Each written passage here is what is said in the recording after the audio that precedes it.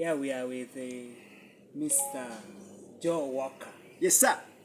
This is the man who is well known for advocating for road safety in this country. Thank you for your kind words. He has walked a number of kilometers going to Fort Hall from Kampala. That is the latest. From Kampala to Fort Hall, that is about 300 kilometers. He has walked to Mbale. He has walked through all the streets of Kampala to see the road usage. I have a question for you. Briefly, can you explain to us your experience while walking on the roads in Uganda concerning the road usage? Are Ugandans using the roads well? What is your experience? Thank you very much. Thank you for your kind words and a nice introduction. I'm honored to speak to you. One, my experience, my observation is simple and straight. If we don't change our behavior, we are headed for catastrophe on our roads. If the government doesn't wake up and crack the whip on enforcement, we will continue counting the numbers until we are victims. If we don't design the infrastructure that is friendly and supports all road users, we are the next victims. Before we enter into the actual matter, what do you like about walking? Is it very fun or? Oh yeah! Walking is life. Oof! If I compare my life before I started walking and life right now, how I feel, how my body is, it's like a difference between day and night. I feel like a young boy. I'm energized, physically fit. Walking is fun. There are places you pass in a car and there are things you don't get to see. But when you get there walking, what you see, what you experience, it's different. Uganda is a beautiful country, awesome people, but we don't ever get to experience it when you drive through zooming at 100 kilometers per hour. Slow down, get out of the car, walk. Hey, talk to the people. They are nice people. Thank you so much. You have given me some light of what is very important. For me, I've been moving also across the country, but on a bus. I've not been walking. Try to walk in your town. Try to walk in your village. Start walking in your neighborhood where you stay. Even the way you connect with people will change. According to the way you started your statement, seems there are some issues that need to be addressed. What are the gaps you have seen in as far as road safety is concerned? Just some background. If you look at most of the urban areas, they are heavily built up. The urban population is growing. The last time we checked the report, we were growing at 16%. I think at the moment what I checked from you, boss, is up to 25% of Ugandans are living in the urban centers. So which means the pedestrian population in the urban centers is gone up. What do we have? The last report that came from World Bank, we had more than 50% of people in Kampala walking to work and walking back home. Not by choice, but by conditions. Infrastructure we have. Our roads and everything are designed purely for cars. But with all these people walking, with all these borders in our towns and the cities, and all these people walking, it means it increases the conflict between pedestrian, cyclist, and motorist. And what does it mean? Crash. And what do we have? We end up with a report that says majority of the victims of road crashes are pedestrians, motorcycle riders, and passengers on motorcycles.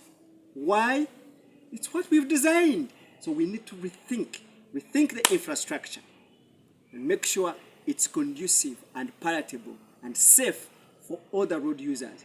After rethinking the infrastructure, let's go and look again at the causes of the road crashes on the road.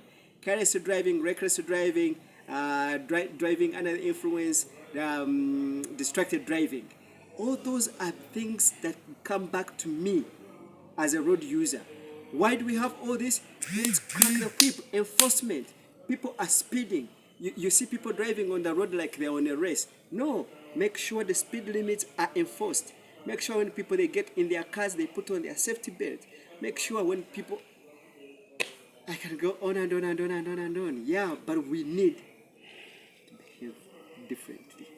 You have talked of the enforcement, and we are aware that our country has beautiful laws and regulations that would have really ensured that our roads are safe.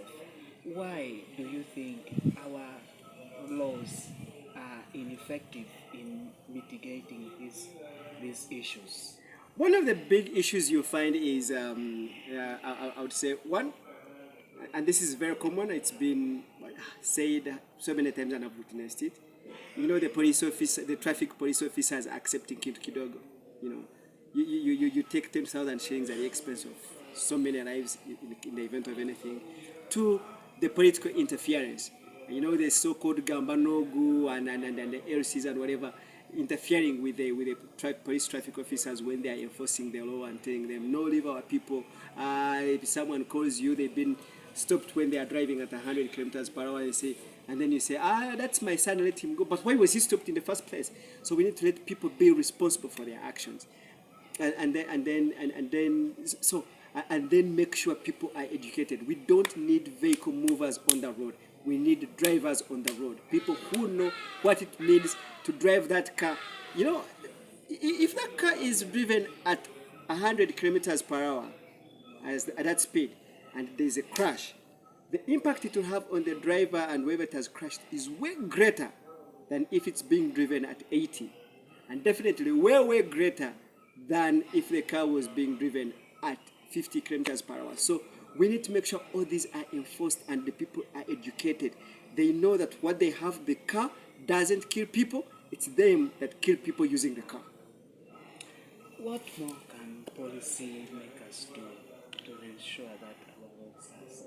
Let them make sure the people who are enforcing and implementing road safety are facilitated, they have money to do their job, and then get out of their face. Empower people, let them do their job. You will see results. You will get home safe. I am a road user. You are the road user too. And everybody is a road user. What can we do individually to ensure that we are safe when we are using the roads? If you are a driver, drive carefully. Follow all the road signs. And where the road signs do not exist, be responsible. Avoid speeding. We all know in built-up areas, in urban areas, the speed limit is 50. Why are you cruising at 80? Watch out for pedestrians. Take good care of pedestrians. I mean, you're in a car, they are walking.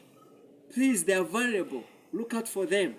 And when you get around school areas, slow down and stop. Let kids cross the road. And to you, my friend who is walking, hey, remember, walk on the right side of the road. Make sure you don't have anything loud in your ears that is distracting you. You're able to hear what's around you. Walk on the right side of the road. See the oncoming traffic. And if you're crossing the road, remember what they taught us when we were babies? Look left, look right. Look right again. If it is clear, cross the road. You will be safe, my friend.